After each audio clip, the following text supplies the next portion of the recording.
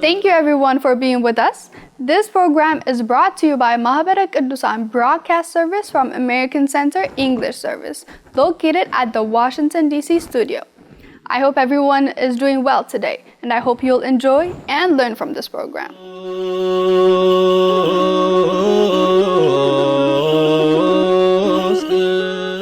Today we'll be watching a presentation by Professor Candace Lukasik and Professor Getacha Haile.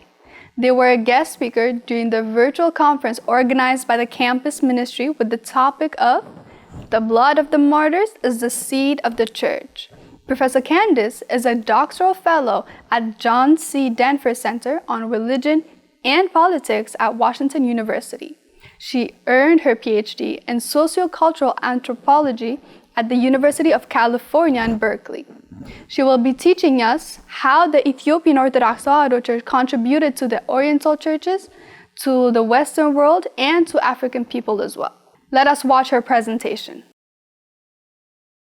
Before I begin, I just want to thank the Mahibere Kidusan USA Center and the Ethiopian Orthodox Tewahido Church's campus ministry for this invitation, and a special thanks to Hiwat Zodi for personally inviting me. It's really an honor. So I just wanted to kind of briefly say like what I'll be talking about, very quickly for my short presentation, humble presentation. First, I just want to say a couple of things about how Oriental Orthodoxy is generally like thought of in terms of our history and memory. And then the majority of my presentation, I want to think about Ethiopia's contributions to the modern Oriental Orthodox Church. And then finally, just talk about some of the really important things that are happening for the Oriental Orthodox Church in diaspora in the United States, and what the Ethiopian experience and particular current predicaments like might help with in the US context. So I just briefly want to say that kind of among Oriental Orthodox, as many of us know, being part of the same church, that our opposition to the Council of Chalcedon and subsequent Byzantine imperial rule have kind of structured the ways that we are family with one another as one church community in our shared historical suffering. Right, martyrdom and suffering are big components of our church history and our faith. And so, by way of various histories of other subjugation, meaning colonialism, imperialism, Oriental Orthodox in the 20th and 21st century have made sense of present circumstances under unstable political regimes and as migrants in diaspora through that history, through thinking about Chalcedon and the ways in which we as Oriental Orthodox have been persecuted by whether that be the Byzantine Empire or subsequent colonial regimes, whether that be the British, French, or in the case of Ethiopia, in Italian imperialism. So, instead of thinking, though, about, our history as one of martyrdom and suffering, I want to explore today how we as Oriental Orthodox can, as a family, how we can think about other, ways of considering our faith as one of triumph and victory. And so to do that, I want to think about Emperor Haile Selassie's contribution to the Oriental Orthodox Church in the 20th century. So I'm just going to read a little bit of the presentation so as not to miss any details, if that's all right with everyone. Okay. Okay, so despite little acknowledgement, very strangely enough, of Ethiopian Orthodoxy within the academic boundaries of African Christianity, I know, crazy, right? Ethiopia was a topic of considerable interest across much of the colonized world in the 20th century. So, at the height of European colonial expansion, Ethiopia had not only maintained its semi independence, but its defiance became a broader symbol of anti colonial resistance movements when, for example, 1896, Ethiopian forces overpowered the Italians at the Battle of Adwa. This is obviously nothing new to us here today. But by 1922, Egypt had joined Ethiopia in semi-independence. And after much resistance, the British were forced to capitulate to Egyptian demands and unilaterally declared Egyptian independence as well. So, however, the declaration of this independence included a set of conditions that in practice gave the British material influence and political control in Egypt. And the 1930s and 1940s would throw into relief the kind of illusion of this Egyptian independence, even as it exposed the continuing colonial threats to Ethiopia, right? Because Egypt was being controlled by the British, this also posed a threat to Ethiopia as well. So in 1935, Italy invaded Ethiopia, as we all know, and dethroned Emperor Haile Selassie I, causing a fraught international climate. And the Coptic patriarch at the time, Emba Ioannis, took measures to show solidarity and support for Ethiopia and to defend the Ethiopian independence. This is from an article from that time. Yet, by late 1941, Emperor Selassie returned to his throne and led efforts to encourage theopolitical unity between all anti-Chalcedonian churches and to advance a decolonial approach to ecclesial structure. So Emperor Selassie also led efforts to accomplish autocephaly from the Coptic Church, thinking about like decolonization and putting forth an Ethiopian perspective in this new era. So until this occurred in 1959, again, as we probably all know here today, the Ethiopian Orthodox Church was considered a daughter church of the Coptic Orthodox Church. And this meant that the Pope of Alexandria consecrated bishops and metropolitans of the Ethiopian Church, and a single Coptic bishop would crown Ethiopian monarchs, bless church altars, ordain clergy, and preside over the Ethiopian Orthodox faithful.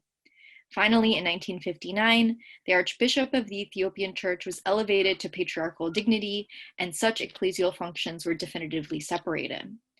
So while historical ecclesiology, kind of the relations between churches, has followed a more imperial model of metropole, like, for example, the See of Alexandria, and hinterland being Ethiopia, the post-colonial era, meaning the 20th century, we're talking about the 1950s and 1960s, provided new models of solidarity, meaning like new ways of thinking about our churches and independence.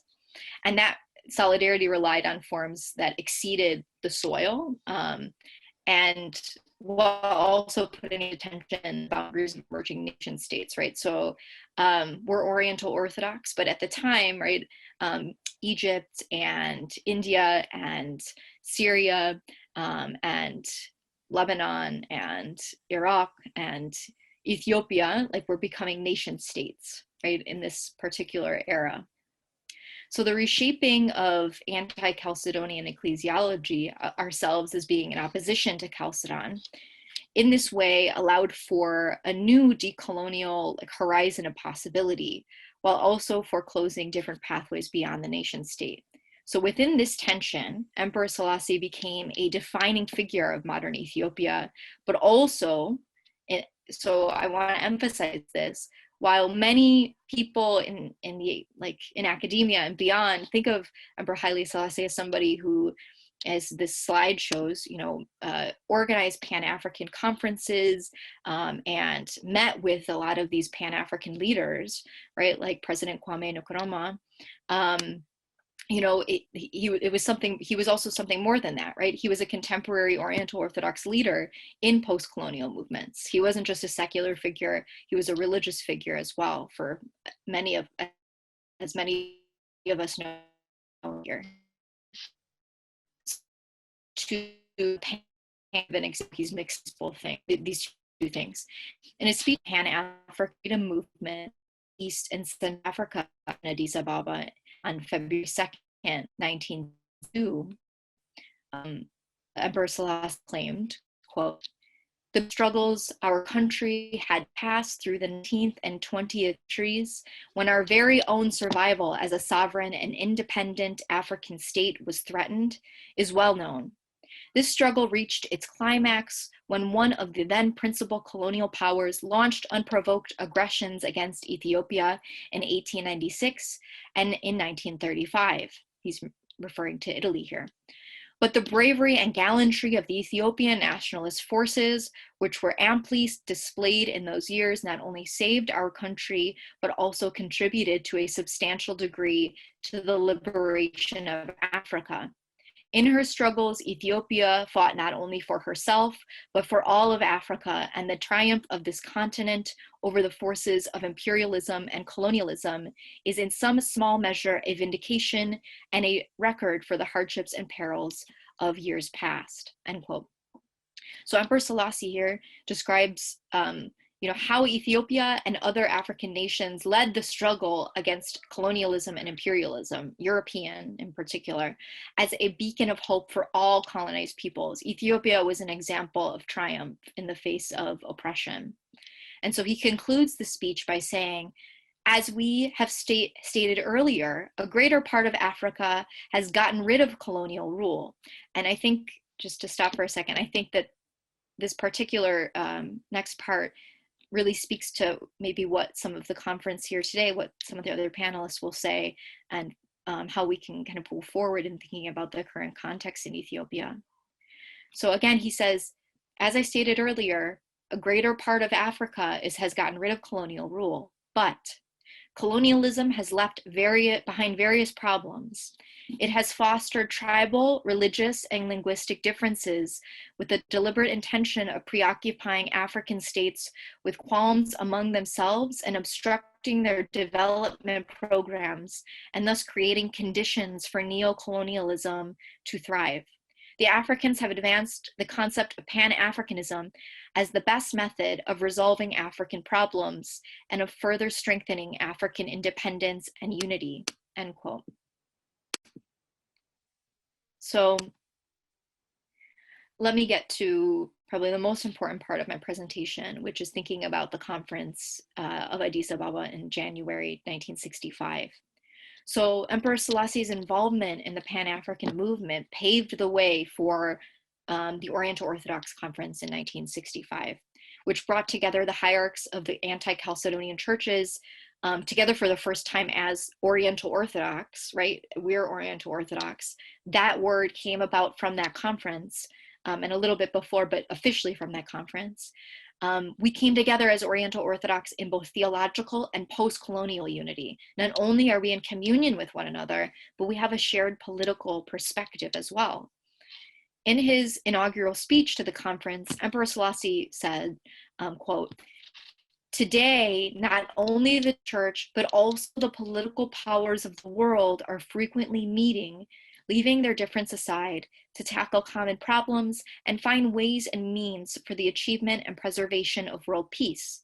A country can achieve much more in this field of social welfare if supported by the church. The will of God will be realized and humanity can achieve progress in both spiritual and material fields in a healthy society," end quote. So the decolonial projects of Emperor Selassie, right, of getting rid of colonialism, intertwined political and spiritual aims together, whereby Ethiopia's participation in Pan-African and Third World conferences and the organization of the 1965 Oriental Orthodox Conference in Addis Ababa were connected together through similar efforts of unity and difference. These things are not separated from one another. Ethiopia's leadership in the post-colonial movement and its leadership for the Oriental Orthodox Church cannot be separated from one another. So by historical and theological ties, the hierarchs pictured here with Emperor Selassie sitting down above them The hierarchs met in Addis Ababa in the hopes of confronting similar concerns with their respective homelands and in emerging diasporas. Emperor Selassie's inaugural speech also evokes ancient unity and the common predicaments faced by Oriental Orthodox family or kin. And he says, in that speech, he said, quote, "Ever since we ascended the historical throne of Ethiopia, we have considered it our duty to call a meeting of the churches who belong to the same fold. We were praying to God for his help in achieving this holy purpose, so that he may grant it to us to see this event. In ancient times, the Byzantine emperors used to summon the councils. Our sincere wish from the very beginning was to see these churches meeting to discuss their common interests and decide on their common problems," end quote. So one of the most interesting things here, right, is that Emperor Selassie, it is inverting, like kind of changing up the kind of common understanding of Byzantine imperial subjugation, right? As a Christian emperor, Haile Selassie named the conference as both one of a model for ecclesiastical unity, that we are all in communion with one another as Oriental Orthodox, and I would argue a theopolitical coalition whereby we're in communion with one another, right? I can take communion at the Ethiopian Orthodox Church, and a Coptic person can take communion at the Malankara Orthodox Church of India, right? So he's saying that this is a theopolitical coalition to parse out common experiences of our different churches of colonial rule, right? And imperial influence, so the Italians in Ethiopia, the British in Egypt and India, etc., and reforge kinship between members of the Orient Orthodox body and develop new ways forward to decolonial futures. So he's trying to think of our churches in a new way, right? And this is revolutionary at the time. So I don't want to take up too much time, because I would love to, have a few questions or answer any questions that you have.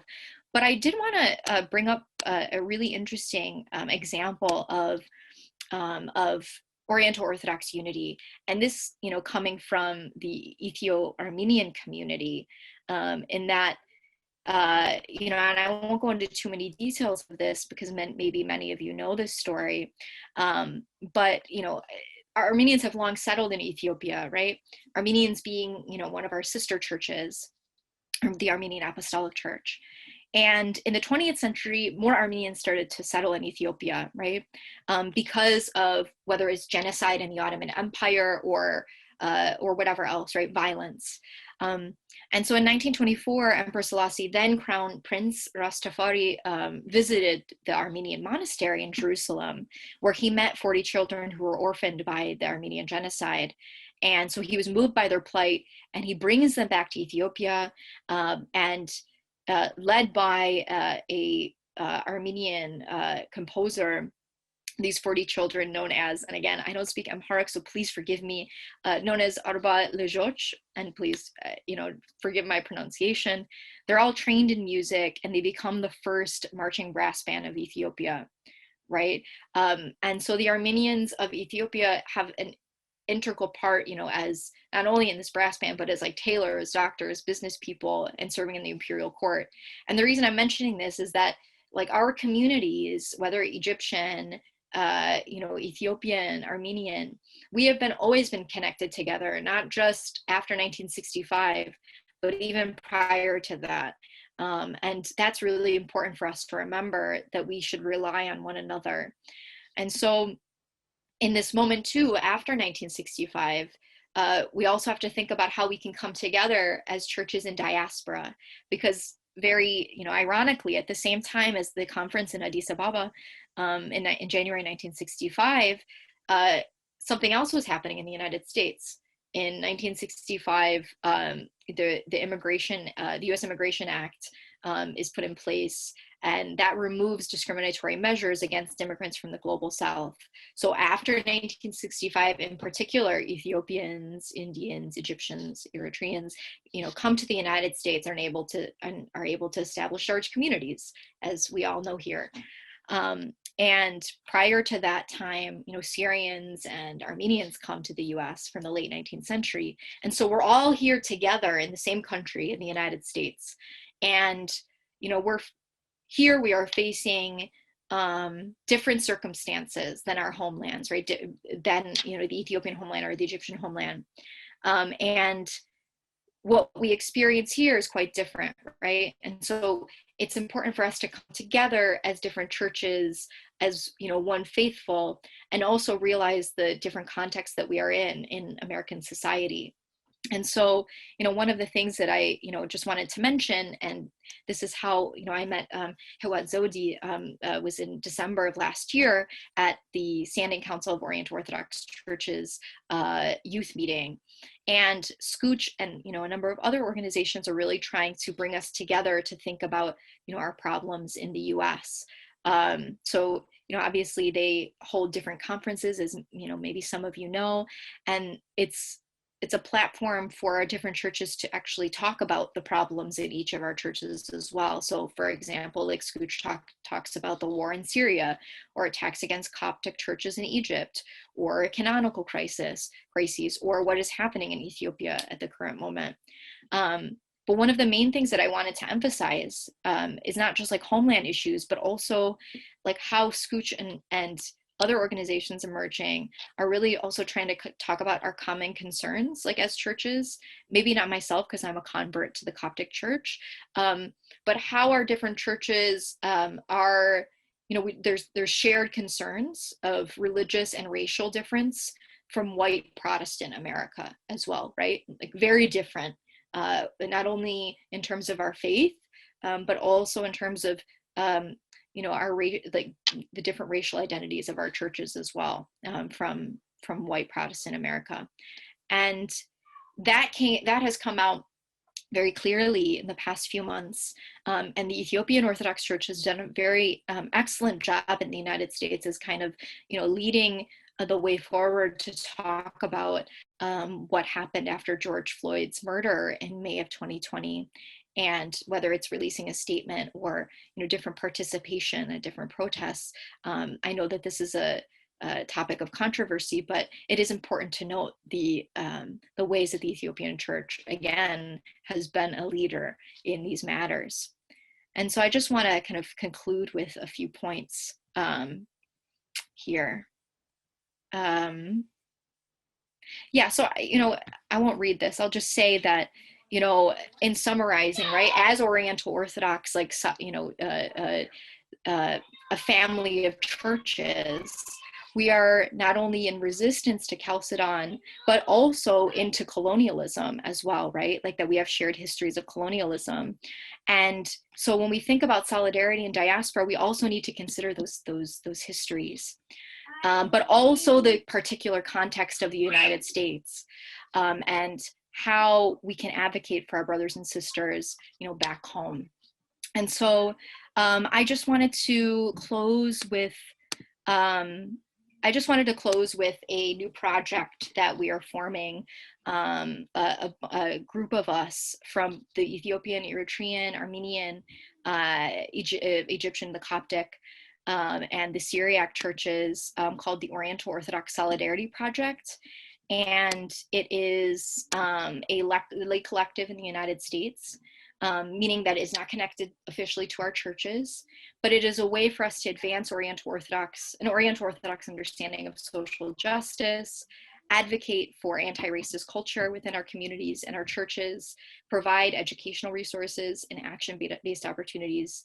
And this is all connected to what my presentation has been about, which is that we have a shared theology, we have shared historical conditions, right?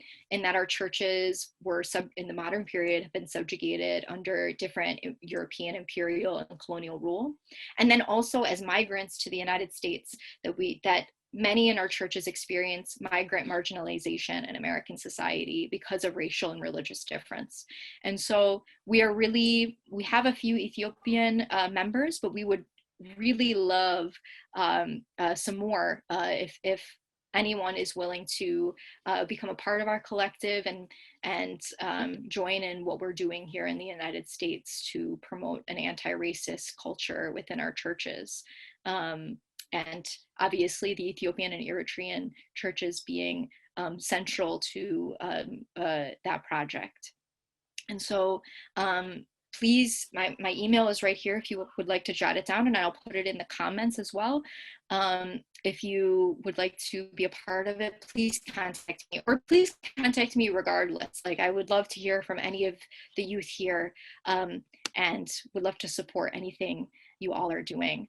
You know, obviously there's, and it's, you know, please forgive me. You know, I'm just catching up to kind of the different elements that are happening in Ethiopia right now, and also trying to understand myself. And I'm sure from an outsider's perspective, what happens to the Copts in Egypt are also, you know, it's a very confusing situation. But what I will say in terms of how different churches address what is happening in the homeland, I do think that it is very important that there is a lot of awareness as to the specifics of what is exactly happening, right? Because in the United States, the perspective, this is just from, you know, I'm not talking about any details in regards to what is happening in Ethiopia. This is also from like the Coptic perspective as to how Copts in the United States, Coptic youth, understand what is happening back in Egypt. And I've lived between Egypt and the United States, and I know kind of how people perceive different conflicts that are happening in Egypt, and then what things are like actually on the ground, and how the Egyptian government plays into these things, right? And kind of local populations and things like that. So what I would say is one of the most important things is to become educated. And as many of you, I would assume here, are very well versed in your homeland language. There's many Coptic youth in the United States that don't speak Arabic, that are not you know, directly connected back to the homeland anymore, obviously through family, etc., right? But the kind of knowledge of Arabic, like reading and, you know, keeping up with local news is not as strong as I would assume. And please forgive me if I'm, you know, I'm making too big of an assumption as to maybe the youth here. And so one of the things you want to do is always stay kind of close to what is happening on the ground, and to make sure that there are discussions happening in your community, right? Like both of what is happening in Ethiopia, but also being concerned about what's happening in the places that we live here too, because those inform one another as well. I have a couple of questions, yeah, in terms of the Oriental Orthodox Solidarity Project. I will, for those interested, I'm going to put my email again in the chat.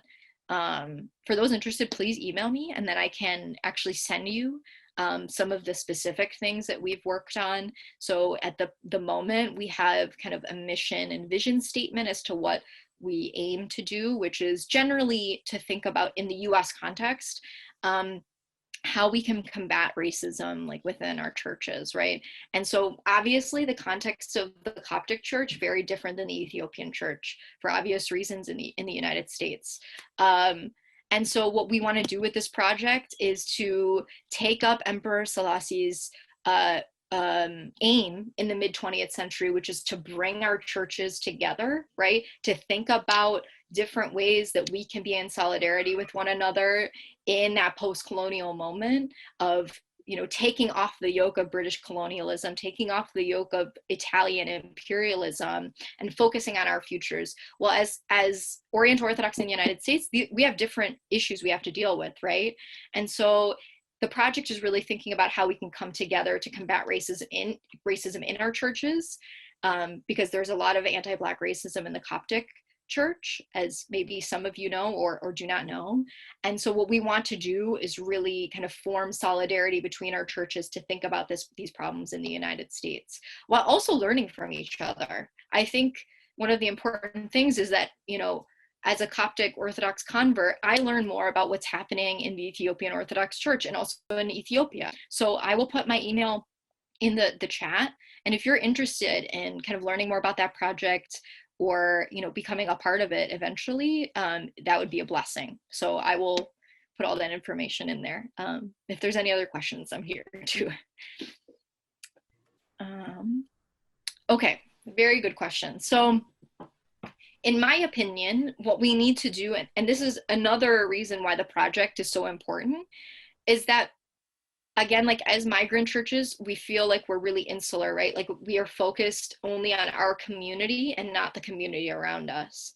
And one of the most important things that we can do is show that Oriental Orthodoxy is not simply some, random offshoot of Christianity, right? No, we are central to Christianity. We are the foundation of Christianity, right?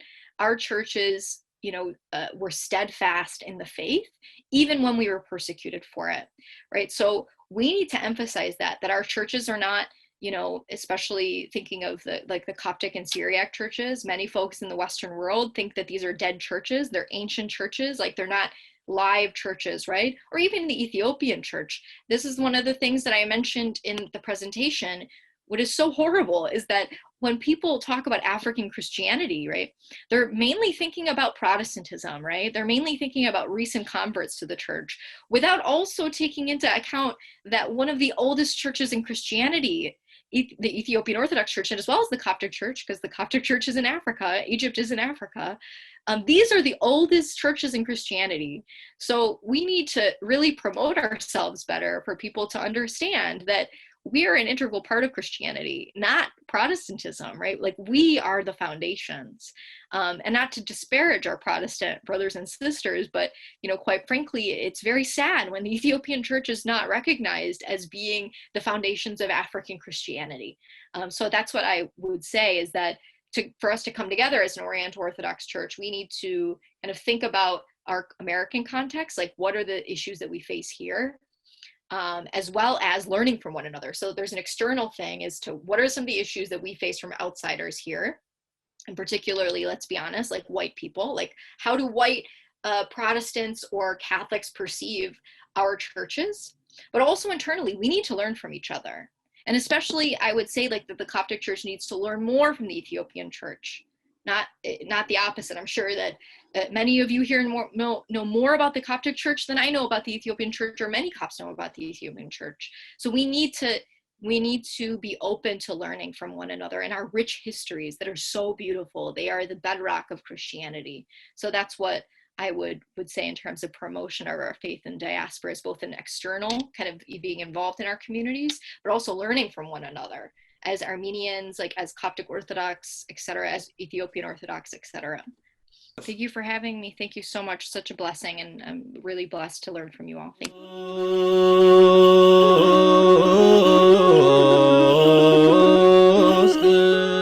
Thank you, Professor Candace, for this amazing lesson. May you hear the word of life. We learned few from the many histories the Ethiopian Orthodox Tewahedo Church has with the Oriental churches. We also learned how the Oriental churches can come together and address the current challenges we are facing as Orthodox. As the professor mentioned, they have a project called the Oriental Orthodox Solidarity Project that advocates for anti-racism within our church and communities. If you are interested, you may email her directly with the email she provided. Thank you again, Professor Candace. For our next talk, it is an honor to introduce Professor Getacha Haile. He is an Ethiopian American philologist, widely considered the foremost scholar of the Ge'ez language alive today. He has won multiple awards, one of them being the MacArthur Fellows Program Genius Award. He was an associate professor in the Department of Ethiopian Language and Literature at Haile Selassie University. Let us watch his advices he gives to the youth. Dear members of Mahibere Kidusan, thank you for organizing this very important organization.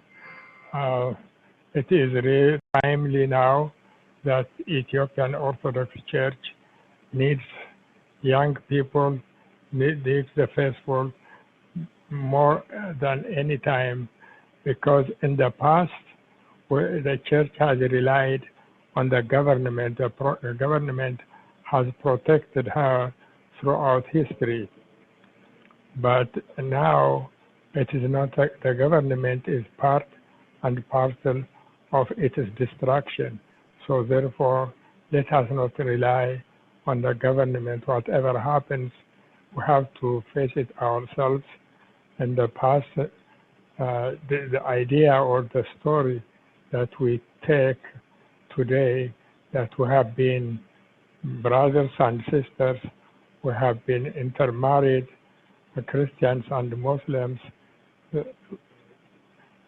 doesn't help us very much, and that is not a good story to tell, because if Christian married a Muslim, the child could be either a Christian or Muslim. When the child becomes a Muslim, he or she becomes a fanatic and follow the persecution. In the past, we have never been at peace together. Every year, when there is a Lent period, they know that the Ethiopian army is weak at that time because of fasting. That is when they come from the east and destroy churches, burn churches, and take booties, and even take prisoners and sell the Christians. So there has never been a cordial relationship between the Ethiopian Orthodox Church members and the Muslim members. What we tell today, that we have been at peace together, is not true story. We have to tell the true story, that the church has been always persecuted. And so now when you organize, it is not, since we are not going to depend on the Ethiopian government, we have to organize ourselves and create leaders. And the leaders, we know as soon as the government finds out there is a challenging leader, it will either destroy it or destroy him or her. Therefore, we have to have several leaders, one after the other, until the government is unable to finish all the leaders. So that is the way we should be organized. The church has to depend on its faithful, not anymore on the government. So this is my real advice, that we have to be organized and ready to die, because our fathers have died for the church. It is not a church that we inherited peacefully. We have inherited it by shedding blood. So our fathers, our ancestors, have shed their blood to have the Ethiopian Orthodox Church alive. So the survival of Ethiopian Orthodox Church now has to depend on its faithful and not on the government. The government is part of the enemy that destroys the Ethiopian Orthodox Church, because its constitution, the new constitution, is built on that the Ethiopian Orthodox Church and its followers are the enemy of Ethiopia, and they should be destroyed. This is the tenet of the present government. So don't expect peace and love and patience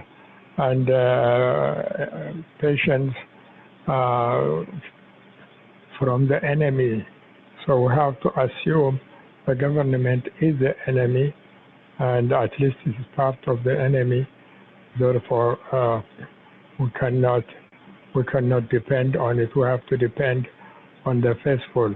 And how we depend on the faithful is by organizing ourselves, accepting the fact that the Muslim community has always been the enemy of the Ethiopian church. So this is my advice to the young people in particular, and to the faithful in general. Thank you for listening.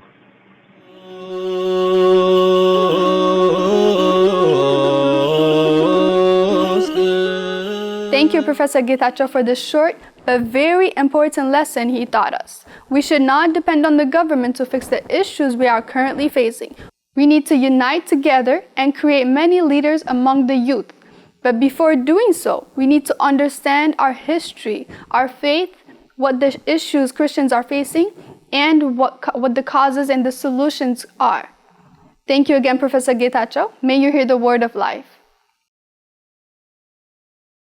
I hope everyone learned from this program. We will have other programs coming, so please stay tuned. Lastly, I would like to thank the campus ministry for organizing the virtual conference. Thank you.